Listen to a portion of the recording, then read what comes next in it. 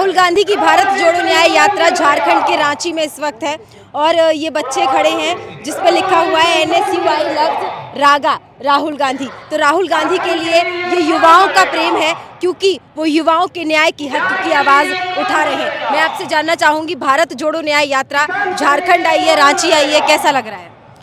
देखिए, जब पिछली बार भारत जोड़ो यात्रा निकली थी तो हमारा सपना था कि हम लोग यात्रा में शामिल हो सके, लेकिन छात्र के लिए बहुत मुश्किल होता है यात्रा में शामिल होना क्योंकि घर से इतना दूर जाना पॉसिबल नहीं था।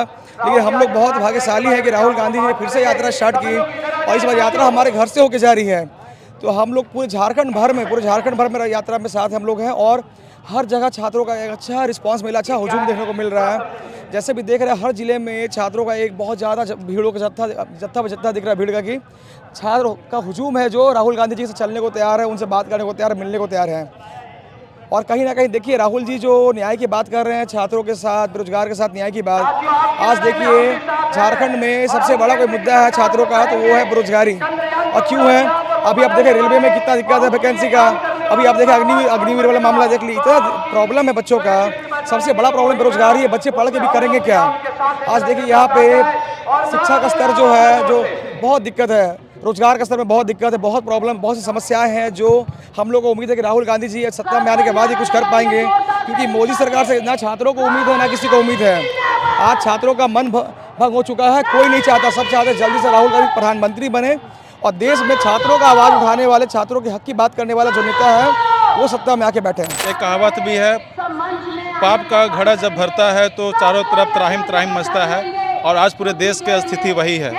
और देखा जाए तो पूरा जितना युवा है छात्र है, उन लोग को एक पढ़ाई लिखाई के बाद में उन लोग को एक रोज़गार का आशा रहता है। और अभी तक देखा जाए तो जिस तरह से हर साल 2 करोड़ के रोज़गार देने के बाद कहे थे मोदी सरकार ने, लेकिन उन पे पूरे विफल होते देख रहे हैं। और जिसका नतीजा है कि आज जितने भी युवा है, छात्र पढ़ाई के साथ बाद में रोज़गार को उम्मीद जो लेके बैठे थे, उनका सपना धरा का धरा रह गया है। तो कहीं ना कहीं राहुल गांधी जी जिस तरह से एक अपना पहल किए हैं, ये बिल्कुल ही आने वाले भविष्य में हमारे युवाओं के लिए एक बेहतर साबित होगा।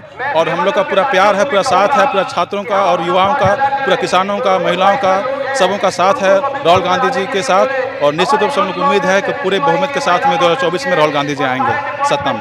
आने वाले समय में जो राहुल गांधी जी के द्वारा न्याय यात्रा निकाला गया है, या अन्याय के खिलाफ न्याय के लिए हमको ये आश्वासन मिलेगा, काम पूरा होगा। अगर राहुल गांधी जी हमारे समक्ष आ रहे हैं और इस प्रश्न को लेकर के आ रहे हैं कि स्टूडेंट्स जो हैं उनको दिक्कत परेशानी है और उनका सोच है ये, तो कहीं ना कहीं बहुत ही ज़्यादा आवश्यकता है और थी भी और पड़ेगी भी, क्योंकि स्टूडेंट्स जो हैं वो कहीं ना कहीं उस देश का भविष्य माना जाता है।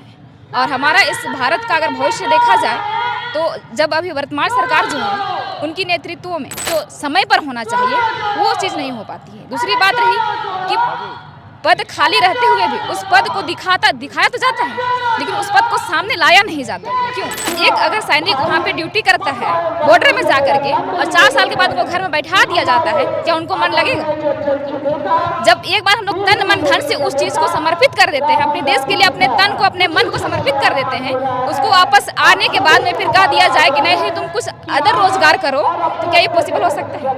बार बार अगर उस व्यक्ति को अगर गिर करके उठना पड़े, मजबूत तो होता है, वो जड़ कहीं ना कहीं वो अंदर से खोखला होते चल जाता है, अपना जो हिम्मत रहता है वो कम होते जाता है। लेकिन फिर भी स्टूडेंट्स ही ऐसा है जो कि वो बार बार गिर करके भी उठने का प्रयास करता है और कहीं ना कहीं ये काम वो अभी भी करने को तत्पर है, जिसके वजह से आज गरीब किसान के बच्चे जो है वो 4 साल की ड्यूटी करने पर भी मजबूर है। राहुल गांधी है तो उनका जो अभी न्याय यात्रा चल रहा है, तो उसमें जो बेरोजगार युवा हैं तो उनको बहुत ज़्यादा हिम्मत मिल रहा है, क्योंकि पहली बार ऐसा है कि जो कोई भी प्रधानमंत्री बनने वाले हैं और वो हमारे समक्ष आकर के पूछ रहे हैं कि तुम्हारा ज़रूरत क्या है।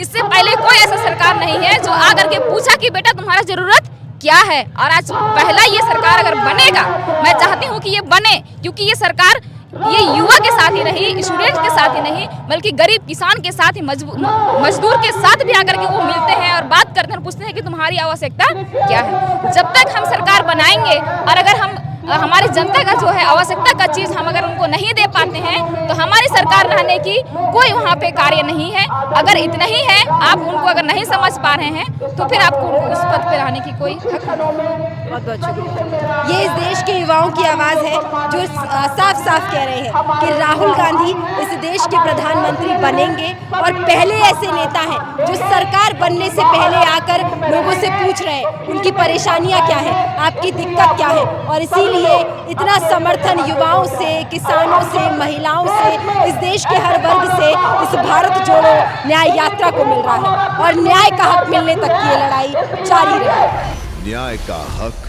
मिलने तक।